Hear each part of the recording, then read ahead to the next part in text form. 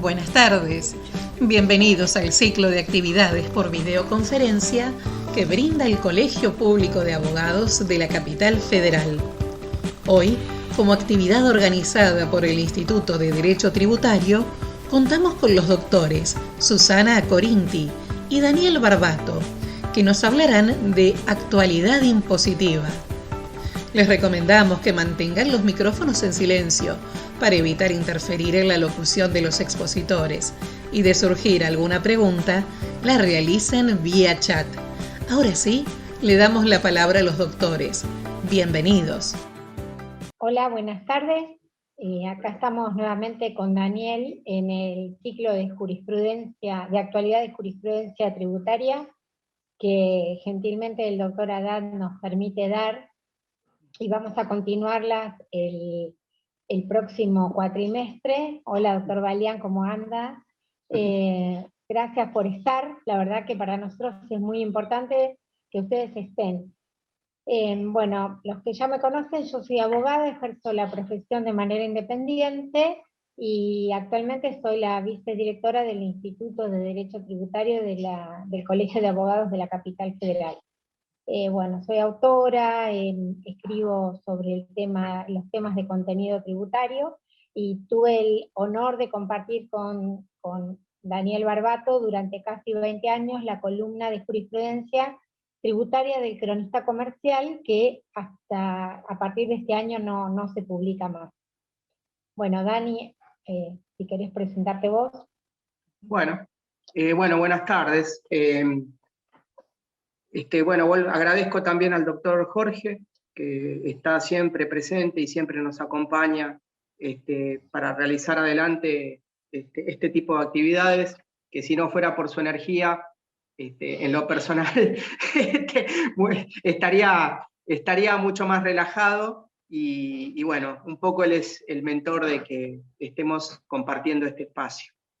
Yo soy abogado, también trabajo en forma independiente, trabajo como consultor, y bueno, me recibí de abogado en la UBA, tengo posgrados en la Facultad de Derecho y en la Universidad de Santiago de Compostela, y como dijo Susana, he tenido la suerte de formar parte de un equipo de trabajo dentro del suplemento fiscal y previsional, que por razones que escapan a lo académico, lamentablemente, por el momento está todo suspendido. Quiero comentarles también algo para aquellos que no están. Esto es una charla donde simplemente se rotuló como actualidad impositiva, pero principalmente lo que hablamos son de fallos de distintas instancias judiciales que por algún motivo u otro humildemente consideramos que pueden ser de utilidad para todos los matriculados. Que sí, bueno, les vamos comentando para aquellos que no están. Nosotros empezamos a hablar de los fallos, y no se sorprendan si yo en algún momento le hago un comentario o una interrupción a Susana, porque es como una forma de hacer más dinámica la conversación. Y asimismo, en los últimos 15, 20 minutos que tenemos de la charla, ustedes nos pueden hacer las preguntas, que con todo gusto, si estamos en condiciones de respondérselas, las responderemos, y las que no sabemos las tendremos que ponernos a estudiar. Que sí, bueno, buenas tardes, y gracias por hacernos la compañía en esta tarde cálida. Bueno, Sí. Susi, no sé si querés arrancar, querés que arranque yo. Es una tarde agradable, y bueno, como en el lenguaje que diría Daniel Barbato, yo traje 3 fallos, y desde la perspectiva del contribuyente es 2-1. Así que bueno, va ganando, por suerte el contribuyente. Les cuento que uno de los fallos no es de corte, es de un juzgado federal de Mar del Plata, y los otros que voy a comentar son sí de la Corte Suprema, así que bueno, si quieren empiezo por el de Mar del Plata, ¿sí? A los que me hacen preguntas, las vamos a ir respondiendo, y también, la idea es responderlo al final. La causa de Mar del Plata es del Juzgado Federal número 4, se llama sorprendentemente materia la causante, ¿no? Cuando recibí el fallo dije materia, pensé que materia tributaria, no, se llama materia Ana Cecilia. AFIP-DGI es contra AFIP-DGI sobre acción declarativa de inconstitucionalidad. Es este actual y tan discutido aporte solidario, ¿sí? Nosotros tenemos una mirada no lo vemos tan solidario, porque solamente el 20% de lo recaudado va con fines de pandemia, pero eso es una postura que sostenemos y que, bueno, la Corte se encargará de decir. Pero en este ejercicio de derechos de los contribuyentes, estos contribuyentes que han optado por no pagar para ejercer su derecho de defensa y han planteado la inconstitucionalidad de la ley 27.605, están interviniendo, como ustedes saben, los distintos jueces federales del interior del país. En este caso de materia Ana Cecilia, ella plantea la inconstitucionalidad del impuesto porque dice que, bueno, que altera la división de poderes, viola la seguridad jurídica, bueno, hace un montón de planteos, incluso los vamos a ver hacia el final. Voy a leer la parte pertinente de la certificación contable, que es muy interesante. Y junto con el planteo de inconstitucionalidad del aporte solidario, pide una medida cautelar. ¿Para qué? Para que la AFIP se abstenga de ejecutar desde cualquier vía procesal este aporte solidario. Hace la reserva del caso federal. Bueno, desde el punto de vista procesal, es interesante para nosotros que el juzgado intima a la parte actora a que dentro del plazo de 5 días pague la tasa de justicia. No sabemos cómo va a seguir, si va a ser por monto indeterminado o indeterminado, y entonces está acreditado que fue notificado el inicio de este juicio a la Procuración del Tesoro, y el juzgado empieza a resolver sobre la inconstitucionalidad planteada. Hay algo interesante en este fallo, que es, como ya les dije, del Juzgado Federal número 4 de Mar del Plata, en donde el juez entra a analizar la inconstitucionalidad de ciertos artículos de la ley 26.854, que, como ustedes recuerdan, es del año 2013 y fue publicada, o sea, entró en vigencia con la finalidad de que no se dicten medidas cautelares contra el Estado cuando se trata de materias económicas. O sea, si hay situaciones de vulnerabilidad social o de vulnerabilidad de cualquier tipo, esas cautelares son procedentes. Y esta cautelar, vamos a hacer un poquito de historia, es análoga a un artículo que había puesto Cavallo en el año 2001, después del Corralito, que si mal no recuerdo era el 195 bis, o algo así, andaba por ahí, en donde también con 3 líneas nos impedían a los ciudadanos comunes pedir medidas cautelares contra el Estado. Bueno, en este caso particular, lo que advierte el juez es que además, como ya les dije, de la inconstitucionalidad de la ley de fondo del aporte solidario, aquí también planteó el contribuyente la inconstitucionalidad de los artículos de esta ley que les acabo de decir, de la de cautelares contra el Estado, 26.854.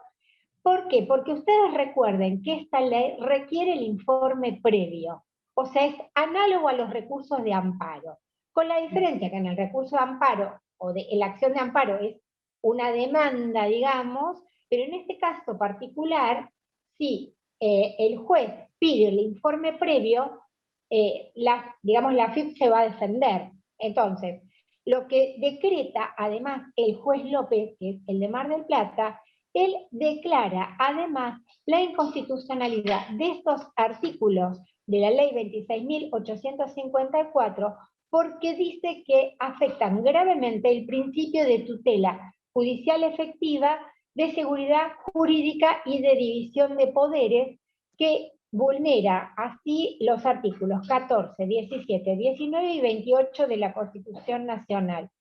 ¿Por qué? Porque lo que el juez plantea es que es un instrumento procesal, pero no se vincula al derecho de fondo. O sea, quiere proteger el derecho de fondo, pero es un instrumento procesal. Entonces, si le damos traslado a la FIP, lo que dice es que hay como más obstáculos de los que ya naturalmente se tienen. Lo que sí destaca que acá también hay la posibilidad de ofrecer una caución, con lo cual hay una garantía de parte de quien solicita la medida cautelar. Bueno, en este caso particular, entonces, este es el planteo el primer planteo que él esboza en cuanto a la inconstitucionalidad de estos artículos de la ley de medidas cautelares contra el Estado. Pero posteriormente entra a analizar los otros presupuestos de procedencias de las cautelares. Y el primero, que bueno, que todos ustedes colegas lo saben más que yo, es la verosimilitud del derecho alegado por el peticionante y el peligro en la demora que demande la sustanciación de un proceso de este tipo.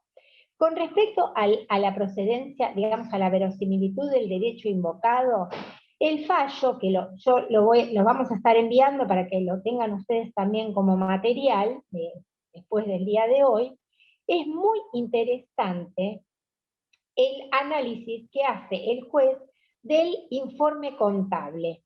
¿Por qué? Porque el informe contable, se los voy a leer, porque me va a salir mejor que si se los cuento, dice que la certificación contable demuestra que se consume el 100% de la rentabilidad del periodo 2020, y además de esto tiene que utilizar el capital. Y dice el informe contable que si se analiza el impuesto sobre los bienes personales que grava la misma capacidad contributiva, la alícuota efectiva del aporte sobre la renta del año 2020 es mayor. Y además, esta certificación prueba que este impuesto asciende a la suma para materia de 13.996.728,25. Y la renta que obtuvo en el año 2020 es de 10.259.000. O sea, fíjense que se prueba un 136,43%. Aparte, materia tiene que abonar 6.852.253 pesos, que le representa una tasa efectiva del 66,78%. Entonces, de esta manera, digamos, con similitudes con Candy, prueba una manifiesta absorción de la renta y del patrimonio que ya fue grabado por bienes personales. Entonces, para el juez, el análisis de esta certificación contable demuestra la verosimilitud del derecho. Con respecto al tema del peligro en la demora, bueno, los que están en el campo de batalla saben que la FIP empezó no solo con medidas políticas de informar a través de los medios quiénes eran los que no habían pagado, incluso a Carlos Tevez, al jugador de Boca, así como que no había pagado un impuesto, cuando en realidad lo que hizo fue ejercer un derecho constitucional, más allá de que después sea o no declarado constitucional. Y entonces advierte el juez que efectivamente, si deniega una cautelar de este tipo, la FIP estaría en condiciones de adoptar medidas represivas, y ustedes recuerden que acá también aplica perfectamente el régimen penal tributario, con lo cual considera que es procedente porque se dan estos dos requisitos ineludibles para las cautelares. Cita jurisprudencia aplicable para Mar del Plata, y bueno, para todo el país, pero él toma de la Cámara Federal de Mar del Plata, y fíjense lo que dice el doctor Taza en la causa Méndez. Dice, si bien la declaración de cautelares dictadas contra la administración pública debe atenerse a un criterio restrictivo frente a la presunción de legitimidad de la que gozan sus actos, no es menos cierto que dicha presunción cede cuando, efectuada una valoración prima facie del derecho invocado por el afectado, la misma es favorable a la pretensión del peticionante. Entonces, en este caso particular, el juez resuelve que previa caución juratoria que debe prestarse por secretaría, se decrete la medida cautelar de no innovar a favor de la señora Materia y se ordene a la AFIP que se abstenga de aplicar esta ley hasta tanto se resuelva esta acción. Les cuento algo interesante. No hay plazo. Generalmente las medidas cautelares en el ámbito de la capital federal se dictan con 6 meses de plazo. Acá lo han dictado de manera amplia, entonces le impide a la AFIP que realice cualquier acto tendiente a ejecutar este impuesto creado por la ley 27.605. Bueno, por ahora este fallo es uno a favor del contribuyente. Sí. Bueno, en línea con lo que acaba de decir Susana, en realidad también yo voy a traer a consideración otro fallo que también salió favorable al contribuyente, pero con un planteo un poquito distinto. Se trata del mismo tema, es el impuesto a la riqueza. El tribunal actuante es el Juzgado Federal número 2 de San Juan, en la causa Darío Rosenbich contra Estado Nacional, Ministerio de Economía, AFIP, que salió publicado el 14 de abril de este año. En este caso, la situación, tengo que explicar primero cómo es la situación personal del contribuyente. El señor Rosenbich, tal como surge de la causa, es una persona de 57 años de edad, está casado, tiene 3 hijos, y esta persona en diciembre del 2019 decidió abandonar el país y se estableció en la República Oriental del Uruguay. Entonces, ¿qué es lo que sucedió? Esta persona, desde el punto de vista impositivo, solicita la residencia fiscal en Uruguay, le entregan una documentación de carácter provisorio y finalmente le sale la residencia permanente. Estoy explicando la secuencia de este señor. Esto fue en diciembre del 2019, el 18 de diciembre del 2020 sale publicada la ley 27.605. Y la primera cuestión que lo lleva a Rosenbich es decir, bueno, voy a presentar una acción declarativa de certeza de inconstitucionalidad. A él me parece que no lo afectaba tanto. ¿Por qué? Porque vuelvo a insistir, él era un contribuyente con residencia fiscal en Uruguay, pero se ve que le generó preocupación al contador que actúa como responsable sustituto. Entonces, en este caso, el contador se presenta en nombre del contribuyente y actualmente uruguayo al momento en que se inicia el pleito, y hace un planteo donde dice, miren, señor juez, necesito que despejar una situación de duda o incertidumbre, dado que mi cliente ha dejado de tener residencia fiscal en la Argentina, pero eventualmente podría llegar a ser sujeto considerado como sujeto del impuesto en el aporte solidario. Naturalmente, esgrime posiciones parecidas a la de la señora Materia, dice que en definitiva él considera que la norma, así como está redactada, no sería de aplicación para el señor Rosenbich, porque él había perdido su residencia fiscal, y por lo tanto estaría, si se le reclamase el tributo, estaríamos en presencia de una transgresión al principio de legalidad o de reserva de ley en materia tributaria. El planteo no deja de ser bastante original, ¿no? Porque por lo general gran parte de las discusiones se han focalizado en otro tipo de cuestiones, y en este caso, una de las razones por las cuales podríamos tener en cuenta para considerar la validez o no de un tributo, es que el mismo tendría efectos retroactivos si fuese aplicable. ¿Por qué? Porque recordemos lo que yo les acabo de señalar. La ley salió publicada el 18 de diciembre del 2020, y esta persona, en diciembre del 2019, decide abandonar el país. El tribunal básicamente analiza la cuestión. Obviamente esto se hizo dentro de un marco de una acción declarativa, junto con un planteo cautelar. Analiza la situación, y en particular se detiene en una cuestión que no me parece menor. La primera cuestión que dice es, che, vamos a ver si este contribuyente efectivamente tiene o no residencia fiscal en la Argentina, porque ¿qué es lo que ocurre?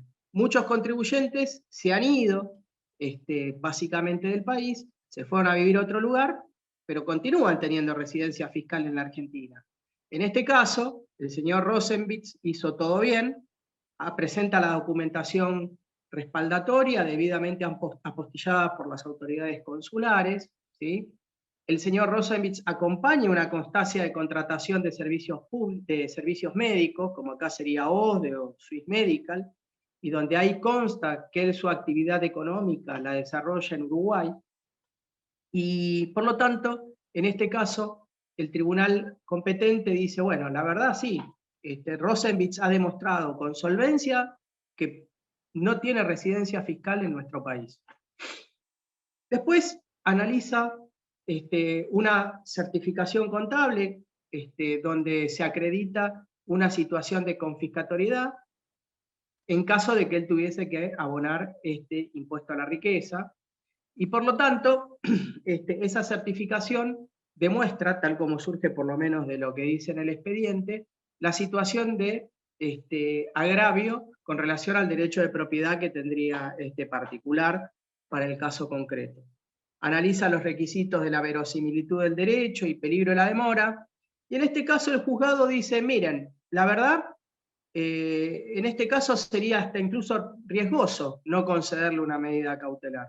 Entonces, entre la duda, entre concederle la medida cautelar y no concedérsela, creemos que es mucho más beneficioso para él concederle la medida cautelar. Entonces, en este caso, el juzgado concede la medida cautelar, inhibe al fisco de llevar adelante un procedimiento de reclamo o de ejecución fiscal, sea para trabar embargos, pero eso sí, le dice, yo te concedo esta medida, pero me tenés que traer una caución real que en este caso ascendía a 1 millón de pesos. O sea, en definitiva, con otra perspectiva y en el marco de otra discusión, ya vemos que el Juzgado Federal de San Juan adhiere a la postura del Juzgado Federal de Mar del Plata, hace lugar al planteo.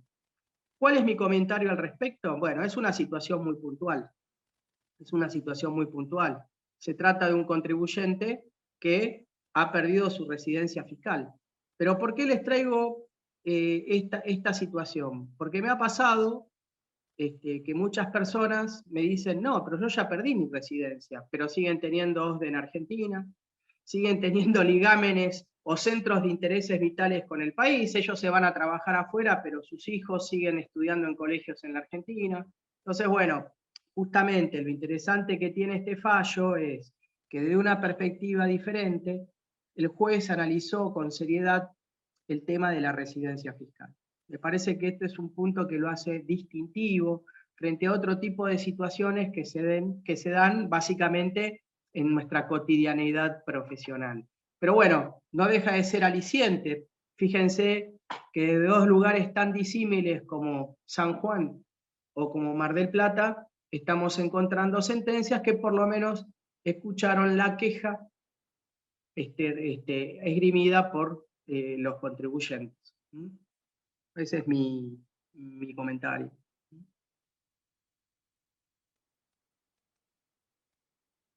Sí, Dani, y aparte lo que vos dijiste, desde dos lugares completamente distintos, ¿no? Que en Mar del Plata, bueno, vienen declarándola de esta manera, y también sabemos que la AFIP está mandando requerimientos, a pesar de que se les informa que hay inicio de acciones. Y hay algo que estuvimos viendo, incluso por las redes sociales, no sé si a alguno le interesa, pero brevemente, este aporte solidario que expresamente la norma dice que va a ser recaudado por la AFIP, más allá de la naturaleza de si es aporte, tributo, contribución o lo que fuera, al exteriorizarse por declaración jurada, entendemos, no sé Dani si estás de acuerdo, que la única manera posible de que se haga una determinación tributaria de este aporte es a través de una determinación de oficio de los artículos 16 y siguientes. ¿Qué quiero decir con esto? Que una ejecución fiscal contra el aporte solidario solo podría salir si el contribuyente presentó la declaración jurada y no pagó. Pero no podría hacerse ni siquiera por el artículo 31 de la ley 11.683, porque no hay ninguna declaración jurada anterior a esto. Claro. Con lo cual, tampoco iría en principio el artículo 111 de las cautelares, ¿sí? Entonces, más allá de lo que escriben los medios, que esto es otra historia, nosotros como abogados tenemos la misión de aclarar y de esclarecer cuál es la ley aplicable, ¿no? No sé si coincidís en esto. Coincido plenamente con lo que estás diciendo, y además, también el Estado ha incurrido en algunas contradicciones importantes. ¿Por qué digo esto? Porque, primera cuestión, el nombre del tributo, aunque se ha discutido si es un tributo, es un aporte solidario, y en realidad el aporte implica algo voluntario, y acá no hay nada voluntario, acá hay una intención deliberada de recaudar. Después, desde el punto de vista de la registración del concepto, desde el punto de vista de la contabilidad pública, dice que es un ingreso no tributario. Ok, será un ingreso no tributario, pero entonces, si la propia ley dice que el organismo encargado de confeccionar las declaraciones juradas y de supervisar el cumplimiento de este aporte es la AFIP, entonces, ¿qué es? O sea, indudablemente existe algo que se llama realidad económica. Realidad económica que ha sido reconocida por la Corte desde tiempos inmemoriales. Entonces, lo concreto es que mi punto de vista es, creo que desde el punto de vista político se quiso ofrecer un concepto y una vía de recaudación, pero desde el punto de vista técnico, la verdad, la cuestión adolece de serias debilidades, ¿no? Por decirlo de alguna manera elegante. Pero lo concreto es, si en realidad la AFIP va a recaudar, y se trata de un concepto novedoso, no solamente no es aplicable el artículo 31 del 111, sino que la única manera que tienen de reconstruir la materia imponible es a través del procedimiento de determinación de oficio. Con lo cual, la verdad, mucho no se comprende, porque un procedimiento de determinación de oficio es un horizonte de discusión a 5 años. Y dicho en términos mucho más vulgares, es plata para el próximo gobierno, no para él. Esa es la realidad. Esa es la realidad. ¿Mm? Por eso es muy importante estas cautelares. En Capital no están saliendo a favor del contribuyente, así que, bueno, no las trajimos porque están saliendo en contra. Para la próxima, si algún juez se atreve o si la Cámara revoca, lo vamos a informar. Pero bueno, trajimos dos del impuesto solidario de dos lugares bien diferenciados y con enfoques bastante disímiles. Bueno, el fallo que ahora voy a comentar es un fallo de la Corte, es Tabacalera Sarandí, Sociedad Anónima contra Estado Nacional AFIP-DGI sobre proceso de conocimiento. La causa es del 13 de mayo del 2021, es muy reciente. Y también la Corte trata un tema de medidas cautelares, que como ustedes saben, en este tipo de cuestiones la Corte no interviene. Pero ¿qué sucede acá? En este caso particular, la compañía tabacalera Sarandí se presenta y solicita, cuestiona la aplicación del impuesto, en realidad de la alícuota establecida para la comercialización del tabaco, que fue reformada por la ley 27430. O sea, se trata del impuesto interno para la comercialización del tabaco. ¿Qué sucede? Esta alícuota del 70% a Tabacalera Sarandí, según sus dichos, la deja fuera del mercado. Entonces, ¿por qué? Porque las empresas tabacaleras importantes de envergadura tienen una posición económica financiera manifiestamente distinta a la de Tabacalera Sarandí. Entonces, mientras dura el proceso para esclarecer o no la inconstitucionalidad de estas normas que establecieron una alícuota diferente, pidió una medida cautelar. Esta medida cautelar fue resuelta favorablemente para la tabacalera por mayoría por la Sala 4 de la Cámara de Apelaciones en lo Contencioso Administrativo Federal. La concede con efecto suspensivo, Tabacalera Sarandí no paga el impuesto, pero la AFIP se presenta ante la Corte, o sea, primero presenta un recurso extraordinario, el que es rechazado, y directamente va con recurso de queja ante la Corte. Y esto es lo que está resolviendo lo que vamos a ver ahora, o sea, la cautelar otorgada a favor de Tabacalera Sarandí por la Cámara de Apelaciones, por voto de la mayoría, y lo que está viendo en particular, en realidad el fallo de la Corte, que se funda en el dictamen de la doctora Monti, es si el derecho es verosímil y si hay peligro en la demora. Con respecto a la verosimilitud del derecho, lo que dice la doctora Monti es que no advierte que sea ilegítima la ley 27430, porque son pisos fijos de tributación que aplica a todos los casos y no establece diferencias de categoría ni de matriz. Entonces, para la doctora Monti, esta presunción, digamos, esta verosimilitud del derecho no fue probado, porque lo que dijo Tabacalera es una situación muy particular de ella, pero efectivamente no demostró Tabacalera que violase o que hubiera confiscatoriedad entre las pruebas que ofreció. Y entre las pruebas que ofrece la Tabacalera es unas planillas firmadas por el letrado patrocinante en donde expone el incremento de la carga tributaria sufrida por la tabacalera y la suba de los precios de los productos. También acompaña declaraciones juradas de impuestos internos sobre los cigarrillos por los periodos marzo a julio de 2018 y acompaña un informe del contador. El informe del contador, voy a leer el monto que es, él dice genéricamente, ¿no? Que hay una descapitalización de 1.022 millones de pesos, pero solo habla de la descapitalización y que esto puede provocar una pronta cesación de pagos.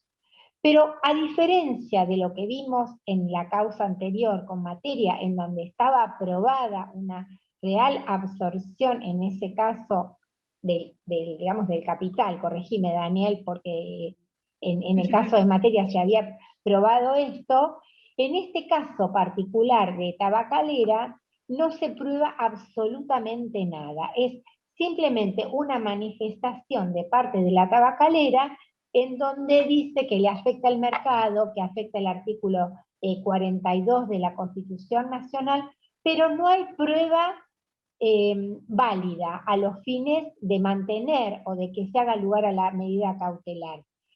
Y teniendo en cuenta esta prueba, la doctora Monti recuerda que la Corte no entra en este tipo de cuestiones en donde se discuten las cautelares. Pero ¿qué sucede aquí? Aquí tenemos la recaudación. Entonces, la cuestión que plantea la tabacalera es de ella misma, pero la prioridad es que no se perturbe a la oportuna y tempestiva recaudación de las rentas fiscales. Entonces, entra la doctora Monti, o sea, propone que se habilite la queja porque esta verosimilitud del derecho no es tal. Y les voy a leer expresamente como dice la doctora Monti en la página 9 del fallo. Dice así: el informe se limita a detallar la diferencia entre el impuesto ingresado y el que le hubiera correspondido pagar de aplicar las disposiciones de la ley. Hay un cuadro que, digamos, comparativo, que pagó de acuerdo con la reforma. Pero esto demuestra el ingreso, pero nunca prueba que este pago de este impuesto, que en definitiva tampoco lo hace la tabacalera, porque este impuesto recae sobre el consumidor final, con lo cual no se prueba la verosimilitud del derecho. Con respecto al peligro en la demora, la doctora Monti dice que tampoco hay peligro en la demora en este caso, porque En definitiva, tampoco se probó el derecho supuestamente válido. Y hay algo muy importante que destaca la doctora Monti, como les dije, que esta imposición mínima no llega a demostrar cómo viola el principio de equidad, de proporcionalidad y de no confiscatoriedad. Con lo cual, pedir la suspensión de una norma que en realidad fue emitida por el Congreso Nacional implica entrar en el ámbito de competencias de las cuestiones no justiciables que no corresponde que la Corte se introduzca en este tipo de cuestiones.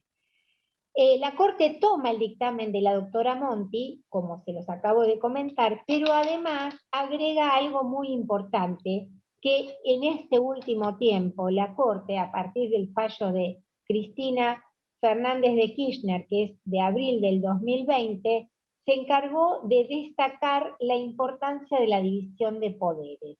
Y acá lo dice de una manera más cortita, por así decirlo, y dice lo siguiente.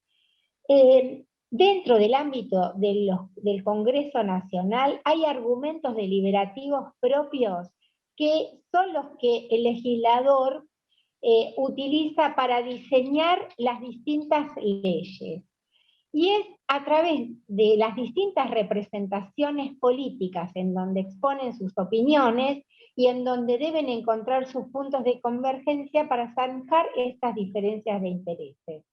En este caso particular no sabemos la motivación que tuvo el legislador para dictar una norma de estas características, porque ustedes piensen que los cigarrillos también tienen, digamos, en la voluntad legislativa, fines extrafiscales, o sea, no es solo recaudar. En materia de impuestos internos, como es el caso de los cigarrillos, también lo que se busca es desalentar al fumador, como, bueno, estableciendo impuestos más altos. Y esto es lo que también destaca la Corte, a pesar de que se trata de una cuestión, por así decirlo, digamos, dictada en el marco de una medida cautelar.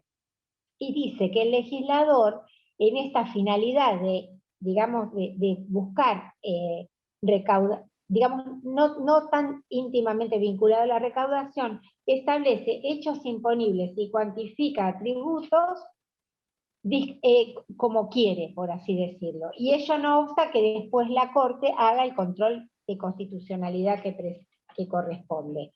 En este caso particular, entonces, destaca la labor legislativa, destaca la necesidad de que dentro del Congreso encuentren los puntos de convergencia, pero, digamos, a pesar de que destaca todo esto, considera que esta medida cautelar dictada respecto de Tabacalera debe ser revocada.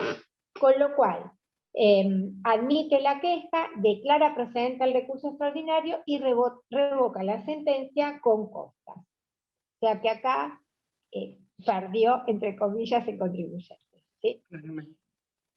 Bueno. Sí, a ver, la diferencia que hay es que podemos mencionar que no debería funcionar así, pero indudablemente no es lo mismo el planteo que pueda llegar a ser una sociedad anónima en cuanto a su receptividad de la que pueda ser una persona física, ¿no? Entonces, en ese contexto, muchas veces, no sé si lo hacen en forma consciente o inconsciente, existe como una suerte de mayor permeabilidad o aceptación a los planteos que hagan las personas humanas, ¿no? Yo tengo que comentar un fallo muy cortito, en realidad. Lo quería comentar porque se llama Whitmer, pero me parece también que es un fallo interesante. En realidad, llamó la atención la decisión de la Corte, pero tengo que contar un poquito la historia. Whitmer básicamente era una contribuyente que en su momento decidió declarar y exteriorizar fondos que tenían en el exterior a través del viejo régimen de los sedines, de la ley 26860. En este caso, esa exteriorización tenía que cumplir una serie de condiciones, como las cotizaciones que fijaba el régimen, o bien la presentación de determinado tipo de declaraciones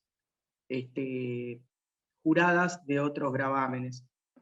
En este caso, ¿qué es lo interesante que tiene el fallo en sí mismo? Bueno, el fisco establece la exigencia de cumplir con una instrucción, que es la 2/15, donde dice, bueno, que básicamente para gozar de los beneficios se tienen que cumplir con esas directivas que están contenidas en esa instrucción. La Cámara, en lo contencioso administrativo, en un fallo de la Sala 3, dijo que en realidad eso no estaba contemplado dentro de los distintos requisitos que preveía la ley. Y por el otro lado, en ese caso, la Cámara también le da un coscorrón a la AFIP diciendo, bueno, miren muchachos, las instrucciones no se olviden de que no son fuente legislativa. Las instrucciones lo único que son reglamentaciones, circulares, que tienden a estimular el correcto funcionamiento de la administración. Punto. No son para ellos obligatorias para los particulares. Esta situación, obviamente, generó disconformidad por parte del fisco, bueno, e hizo un planteo ante la Corte Suprema de Justicia mediante la promoción del recurso extraordinario. Y bueno, la Corte aplica el instrumento del 280 del Código Procesal, que más o menos dice, bueno, que en aquellas cuestiones que la Corte considera que a su juicio no revisten importancia, no está obligada a expedirse. Con lo cual, a través del mecanismo del artículo 280, en forma implícita, el tribunal desestima la postura del fisco y por el otro lado también valida la posición de la Cámara. Con lo cual es un fallo que en ese sentido es interesante, porque de cierta manera se considera que, primera cuestión, para estos tipos de regímenes particulares, cosa que parece una verdad de perogrullo, lo más importante es lo que dice la ley, ¿no? Y en segundo lugar, no necesariamente es una condición sine qua non para gozar de los beneficios del mismo las directivas que surgen de las instrucciones generales del fisco. Sí, bueno, este es un fallo que me pareció que tenía un valor académico distinto, pero bueno, no existe una sentencia expresa por parte de la Corte, sino lo que hizo, vuelvo a insistir, a través de este mecanismo del 280, validó las sentencias de la Cámara en lo contencioso administrativo federal. Este es mi aporte a los fallos que hoy estuvimos hablando. No sé, Susi, nos quedan 10 minutos, no sé si... Me queda un fallito más que es muy interesante y es cortito. La causa es García Blanco Esteban, contra ANSES sobre reajustes varios. Era un periodista García Blanco, ¿no, Dani? Periodista deportivo, me hago el lío. Era no me otro, acuerdo. no. No me acuerdo. Bueno. Acá Jorge dice que sí, Sí, García Blanco, ¿no, Jorge? Sí, bueno. Pero no sé si es el mismo, pero bueno. La causa es del 6 de mayo del 2021, y les cuento, García Blanco cobra el reajuste jubilatorio y cuando le liquidan, le retienen, acá me dice el doctor Balián, sí, periodista, pero este debe ser el hijo, me parece, porque, sí. Bueno, si no después lo googlearemos. Bueno, García Blanco cobra el haber previsional, el reajuste del haber previsional, y ¿qué pasa? Le hacen la retención. La edad de García Blanco era 93 años, era en ese momento. ¿Qué hace la abogada de García Blanco? La abogada de García Blanco le dice que le den, que no le practiquen la retención.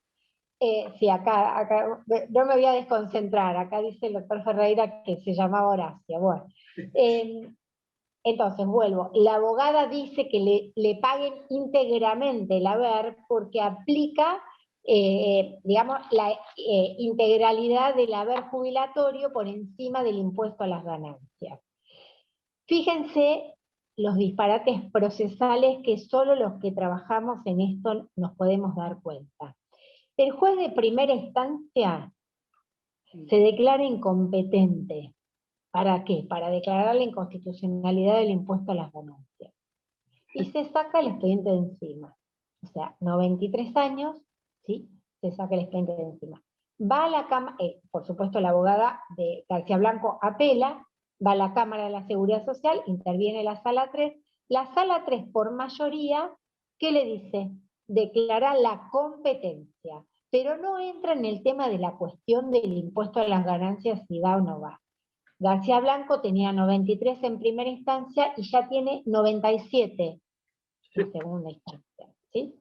La abogada no se queda contenta con eso y apela, o sea, apela no, va directamente con extraordinario a la Corte y dice, no, que no solo se limite con un tema de competencia, porque si no vuelve a foja cero y parece el juego de la oca, y después entramos en la discusión de si es o no procedente ganancias sobre el haber jubilatorio.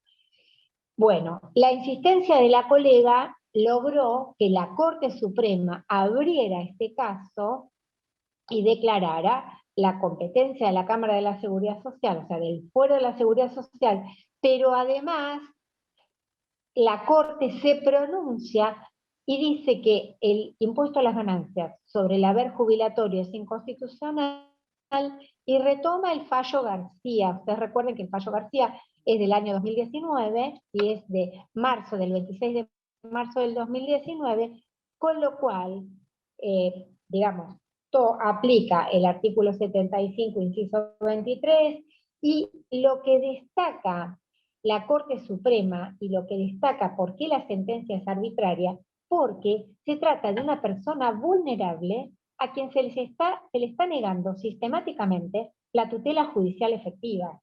Entonces, hay que resolver sin dilaciones, no puede un jubilado estar con un tema de competencia, ¿sí? Entonces, lo interesante de este fallo es, para nosotros, vieron cuando estamos desalentados, que todo nos sale mal, que nos rechazan, bueno, lo interesante de acá dijo así, les leo el considerando quinto, ¿no? Dice, si bien es cierto que el remedio federal no se dirige contra una sentencia definitiva, ello no es óbice para admitir su procedencia cuando, como en el caso, la omisión del pronunciamiento respecto de los agravios configura un supuesto de privación de justicia incompatible con la naturaleza de los derechos en juego y de imposible o tardía reparación ulterior, ¿sí? Y además dice, el asunto, ¿sí? Esta garantía constitucional consagrada en el artículo 18, importa no solo el derecho de acceder a un tribunal, sino que las decisiones que se adopten hagan debido mérito de los planteos conducentes que realicen las partes. Más aún cuando es un grupo de vulnerabilidad, como es en este caso, y además, digamos, el broche de oro es que la Corte ya habló de este tema. La Corte ya aplicó García, ¿qué estamos esperando? Bueno, por suerte, bueno, no sé qué ahora tendrá este García Blanco, pero fíjense, 93, 97, es tremendo. Así que la Corte admite, ¿sí? Admite digamos, el recurso extraordinario y se ordena a la demandada a que reintegre a la parte actora los montos retenidos por impuesto a las ganancias sobre el retroactivo reconocido por el reajuste del haber provisional con costa. Así que bueno, interesante, muy interesante, ¿sí? Perfecto. Bueno, las preguntas, no sé si, aparte de lo de García Blanco... Acá hay acá preguntan la fecha del fallo, Susi. La fecha del fallo es del 6 de mayo del 2021. Los van a dar igual, pero ya lo pueden buscar en la página de la Corte. 6 de mayo del 2021, realmente me pareció interesante, no solo por el caso digamos, del jubilado, sino por los conceptos, esto de la tutela judicial efectiva, y estamos viendo si la competencia o no, es como, bueno, gracias Cristian, sí, tratamos de buscar fallos que usemos en la vida cotidiana, aunque se resuelvan dentro de 5 años, ¿sí? Bueno, Sí. algunas dudas, preguntas. Bueno, gracias. Gracias, Esther. Liliana Ureta, siempre. ¿Por qué los jueces de primera instancia no adoptan la obligatoriedad de fallos de corte? Acá plantea Noelia Ramallo. Estimada Noelia, esa pregunta que vos te haces, nos la hacemos todos. En realidad tenés una doctrina de la Corte que se llama el fallo Cerámica San Lorenzo, donde justamente habla de que los fallos de la Corte son obligatorios para todos los tribunales inferiores, máxime que la Corte está en la cúspide del Poder Judicial, y también la Corte ratificó esta postura en un fallo que se llamó Laboratorio Raffo, donde se discutía la validez constitucional de la tasa de seguridad e higiene de la Municipalidad de Córdoba, y donde los tribunales de Córdoba no escucharon, por decirlo de alguna manera elegante, la doctrina de la Corte. La verdad, no existe ningún impedimento, al contrario, si se aplicasen a veces algunas de las doctrinas de los fallos de la Corte, gran parte de los particulares se ahorrarían tiempos de litigio absolutamente innecesarios. Pero bueno, no sé por qué, no sé. Habría que preguntarle a los jueces. Sí. La doctora Ramallo anda mucho por tribunales, así que por eso está enojada.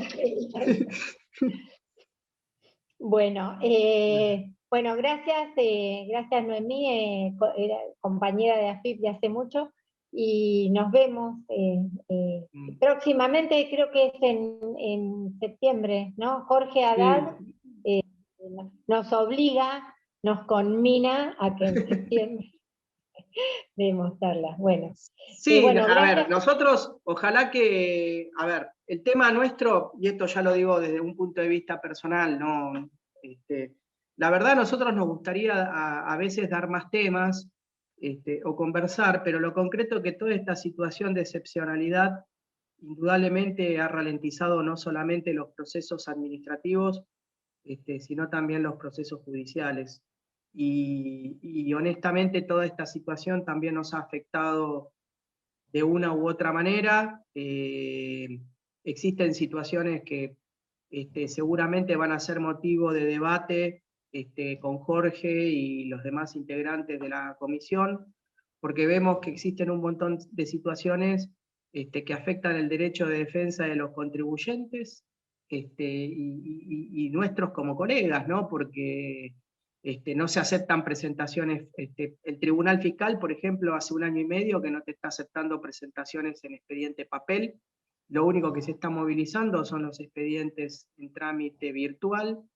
La AFIP también tiene sus dificultades a través de los diseños de la página web, con lo cual, bueno, obviamente hay muchas cosas que conversar dentro de lo que es la colegiatura, y que seguramente de alguna manera u otra nos afectan a todos los que estamos acá reunidos. Pero bueno. Sí, nosotros lo que estamos viendo desde el colegio, desde el instituto, justamente es eso, todos los obstáculos que estamos teniendo, los que nos dedicamos al derecho tributario para ejercer la defensa de los contribuyentes, porque hoy un sistema aniquila los derechos, y nosotros para ir a la justicia, fíjense todo lo que está costando, incluso por eso planteamos el tema del impuesto a la riqueza. A ver, más allá de que uno ideológicamente o políticamente comparta o no, lo cierto es que los derechos nos están costando el triple en este estado de pandemia. O sea, el ejercicio y el reconocimiento de los derechos nos está costando el triple. Bueno, creo que nada más. Bueno, vamos a tomar el té entonces. O el mate, paso. Bueno, chao, hasta luego. Chao, muchas gracias a todos.